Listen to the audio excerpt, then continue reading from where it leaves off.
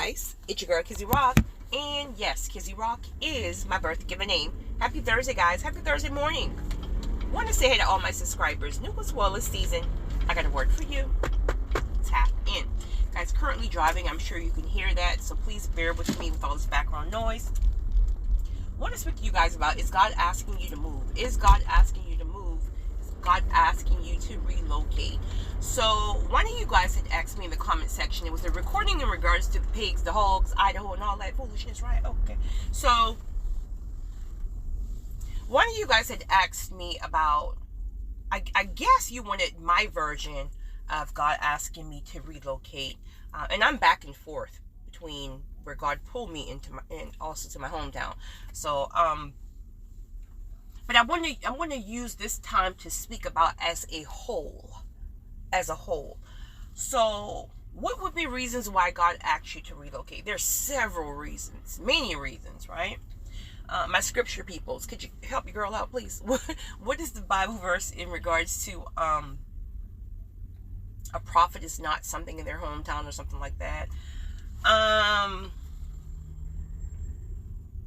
Okay, so many a times your target audience, if not all, your target audience is not the people you know like that, like your family, your friends, the people you went to school with. They're not your target audience. They're someone else's audience, but they're not your audience. And I think a lot of times that's where we go wrong at when it comes down to not just purpose, but business, things like that.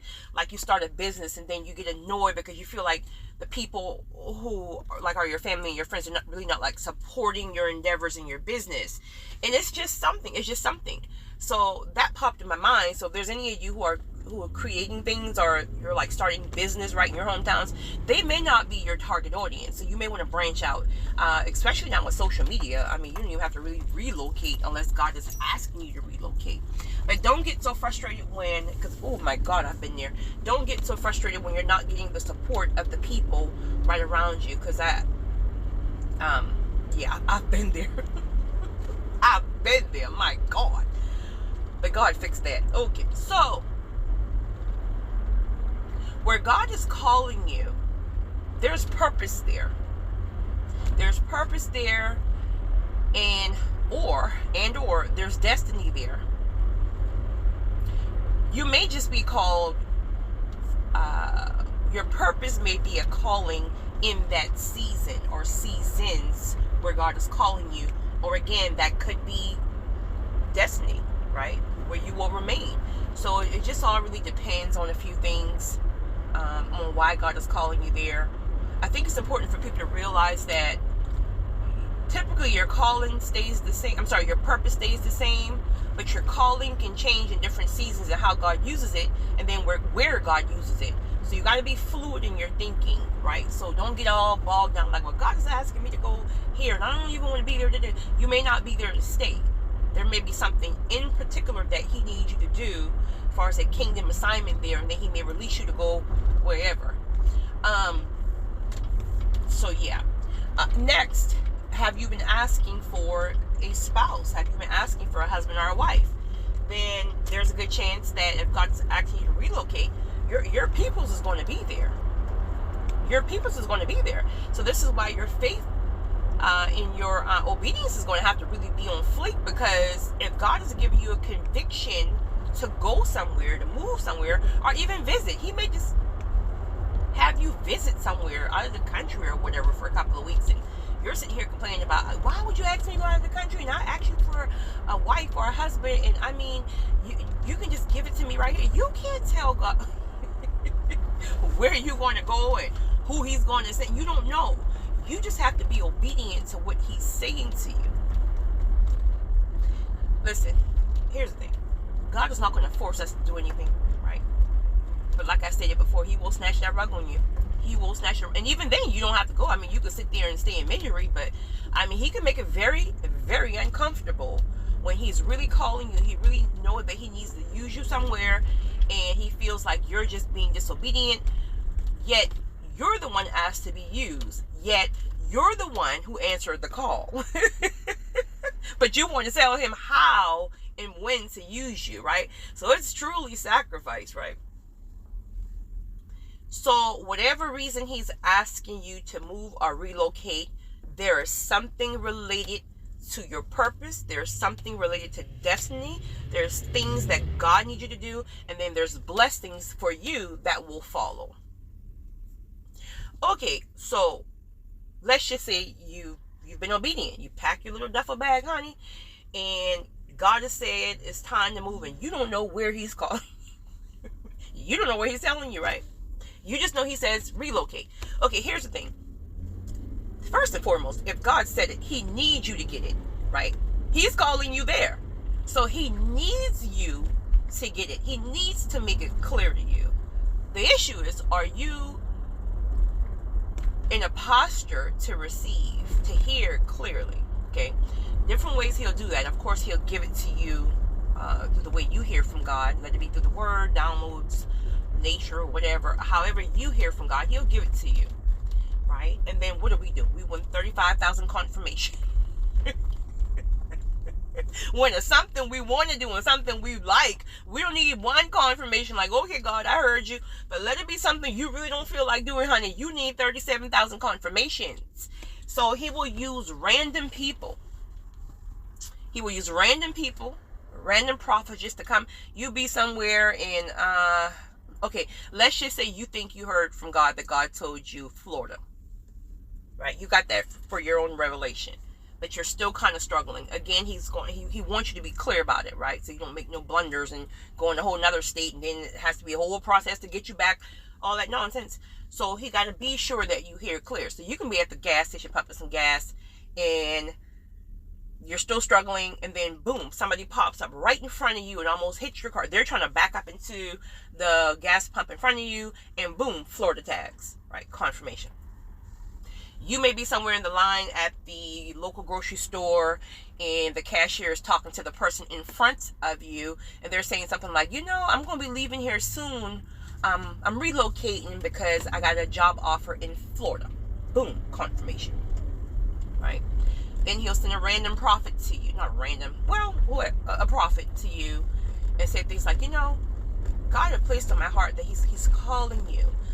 There is ministry for you in Florida. You're gonna have a husband in Florida. So these are just different ways that he will, and there's many more, but he will confirm it for you, and he will be sure it's clear. When you have had clear confirmations, and you're still kind of ignoring it, but oh honey, those confirmations will knock you in the head 50,000 times per day. He's going to keep sending them to you. He's going to keep sending the confirmations to you. Keep sending them to you. Keep sending them to you. And then now you're like, I just don't want to go. He's going to snatch the rug. He may snatch the rug. That can look like divorce, job loss. That can look like just strife. That can look like natural disaster. You have to leave. That can look like so many different things. And good morning. Sorry guys. Good morning. Okay. All right. I'll call you later. Okay. Saw my neighbor. Sorry. So that can look like natural disasters. That can look like a number of things, right? All right. So he snatched the rug. It's Florida. So now you're in your feelings, but you're going to Florida, honey. You are on your way to the Sunshine State. When you get to Florida, and of course, everybody's journey is different. I'm just speaking as a whole right now, right? Because you may have the opposite happen to you about when you get there. But what I'm going to say is that when you get to Florida, a lot of people, when you first get there, you're going to feel like you heard God wrong, because you're not seeing anything happening. It will almost be like, well, why would you tell me to come here? And I don't even see potential ministry. I don't even see a potential spouse. It's almost like when you get there, you're going to assume that you should see fruit the minute you get there. Granted, it may be for some people. In fact, for some, the ministry may already be set up. You get there, or you may know in advance before you even leave that God is going to be, somebody else is selling their ministry or selling their business or whatever they got going on, and God is going to shift you in there.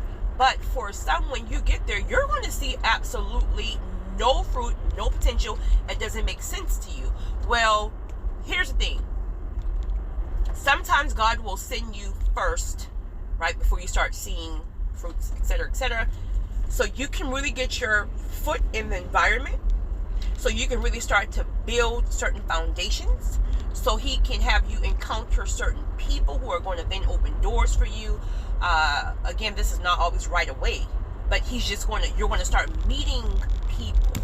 Then he'll start convicting you to go in certain towns, wherever your purpose is going to be, he's going to station you there. So let's say, for example, okay, you went to Miami. Okay. You may want to, okay, so you found a house in Doral, right? Is it Doral or Doral? I don't know. But your purpose is somewhere in Miami Beach, just saying, for example. Even though you're living in Doral, he'll have you spend a lot of times in and not for what you think, right? You think you going to Miami Beach and turn up. No. I mean, listen, I'm a firm believer in enjoying myself, so I'm going to have a good time while I'm in purpose too, right? But whatever, right? You think when you get to Miami Beach, he's going to start dropping nuggets to you in that environment. You're going to start feeling certain things that's going to start hanging in your spirit on how it could be related to your destiny. Almost like, how can I do ministry here? God, what is it that you need? Right? And then he'll just start putting people, you start meeting people in Miami Beach, people start talking to you like, hey, I have a ministry and da-da-da-da. And so he'll just start making these connections for you. So he will put you in that environment so you can get the feel of it. You might go down to Miami Beach and you'll be like, hold up. It's too many demonic spirits down here. I'm about to bounce. Well, no, don't bounce just yet, because he may have you in that environment so you can feel the feel of the very same thing that he needs you to war against. Right? So that's one example. So, all right. So now you've discovered, well, wow, okay, I think God's going to be using me for purpose down here in Miami Beach or whatever. So now you're back in Doral, but again, you're going to even start meeting people in Doral who is still connected some kind of way to your purpose, to ministry, whatever it is that God needs you to do. And so once you get past that phase of frustration because you're not seeing things happen the way you want to see them happen, and they're not happening as fast as you would like them. Oh, also you might meet a little boo thing, a little sexy thing down on South Beach who could be a potential partner. Doesn't have to be a spouse, but a partner who God may start downloading to you. You sitting here asking me for a husband or a partner in your hometown, and first of all them dusties and piss up, and you sitting here you crying to me all day long about you can't be a real man, but you won't even leave the town when you know there's no potential. You know this ain't no destiny partners and purpose partners here, right? So now you meet somebody or whatever, and God starts to reveal to you that this is a person who knows him, and this person, they have ministry, they have vision, they have such and such, and then you guys start to connect just on a spiritual level, and then it could potentially lead to other things. All right, so all that stuff is going on while you're there. This is not a 1 week process, but these are things that will start to unfold once you get in the environment. You have to get in the environment first. You have to feel the feel of the environment where God needs you to be. You have to be tapped in to understand, God, how do you want to use me here? What do you need, right? But that frustration of not seeing fruit will have you fighting against everything, and then it's hard. Ask me how I know. Then it's really hard to hear from God when you're frustrated because you don't see how things is unfolding for you. And then all of a sudden, when you settle your spirit, and let me just tell you, you gonna have your bags packed several times. You gonna pack your bags several times and be like, I'm going back home. I ain't got time for this. You called me here, and this ain't it. I'm going back to my comfort zone. This ain't it. I don't want to come here anyway. You called me here and I got to sit here. I don't see nothing happening. I miss my family. I ain't got time for this. I'm packing up and I'm going. And your head, your head is going to fall off with convictions, honey. Strong conviction. You ain't going nowhere. Get in the house and sit down. And then all of a sudden, you will start to see things start to literally unfold naturally. You will meet people who will open unexpected doors. It has to. It's ordained. You're in alignment now. You're in the environment now. So you will start to meet people. God will have people come and approach you. God will open doors for you. God will put you in rooms. God will use you in all kind of ways. Because you are now in an environment where He's called you to be. So, for me, as I stated in that recording, I was against ever living in Atlanta.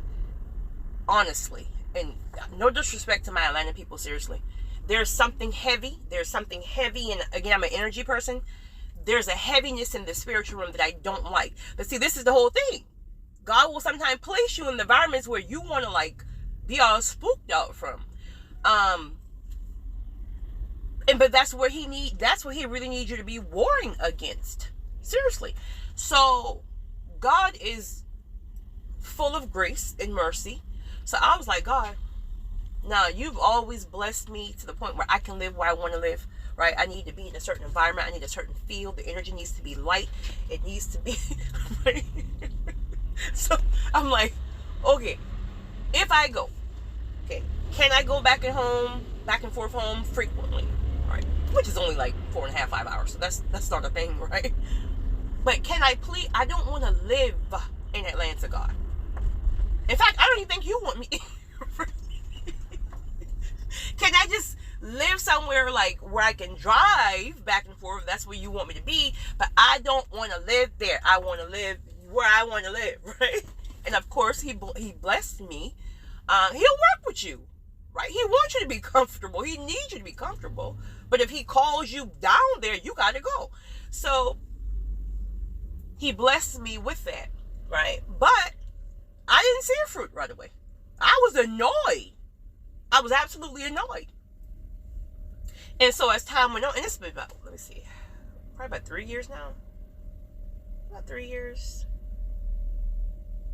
I think it just turned 3 years actually. But again, I'm blessed to go back and forth. But I didn't see fruit right away.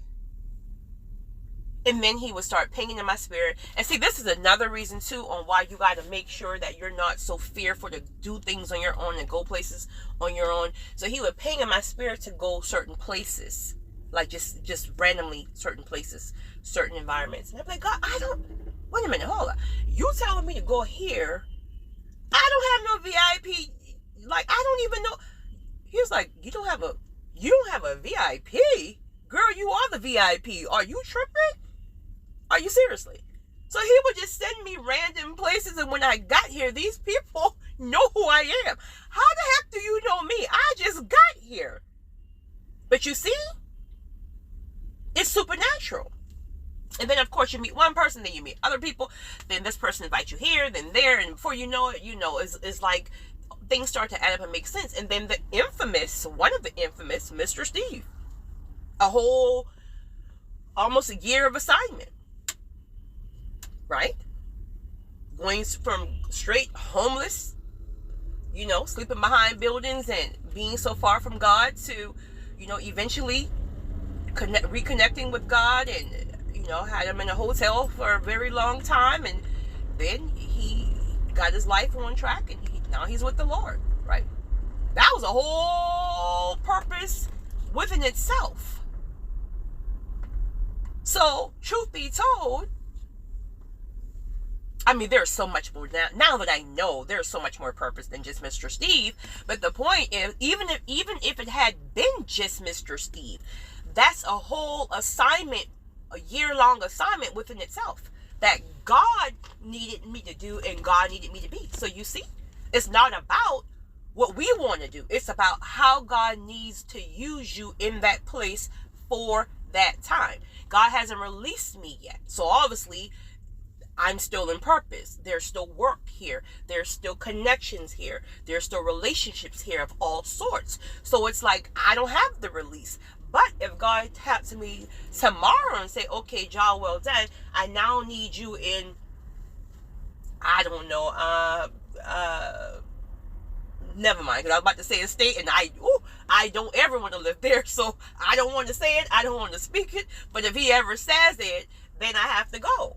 Regardless if I want to go, because now I'm comfortable, because I'm not in Atlanta, I'm all the way north, where it literally feels like my hometown. That sense of community, small, suburban type feel. So I'm not like, I ain't comfortable, I'm very comfortable now. But if God taps me and say, all right, time to go, I'm like, God, wait, hold. I already got comfortable. He don't care about that. You comfortable, but if I say go, you got to go. You can go back and forth. The same way you go back and forth between this and your hometown, you can go back and forth between this, Atlanta, and wherever I'm sending you, right? So that's the whole thing. So again, if he's asking you to relocate, there's different reasons why he's asking you to relocate. So you just have to be obedient. You have to trust him. But I'll promise you this, even though you don't want to now, even though it doesn't make sense now, even though you feel like you don't know anybody, you won't meet anybody, even though you be like, well, I love my family, it's all comfortable. I went through all those emotions, but let me tell you something. I promise you, in due time, once you get there and you be obedient and you see how God works, you will kick yourself on how you fought against it because you didn't know everything that God would bless you with once you got there. Because remember, he uses you for purpose, right? But you still get blessings in the process. It's like your obedience, I'm going to bless you. So you get the perks of everything just because you're obedient.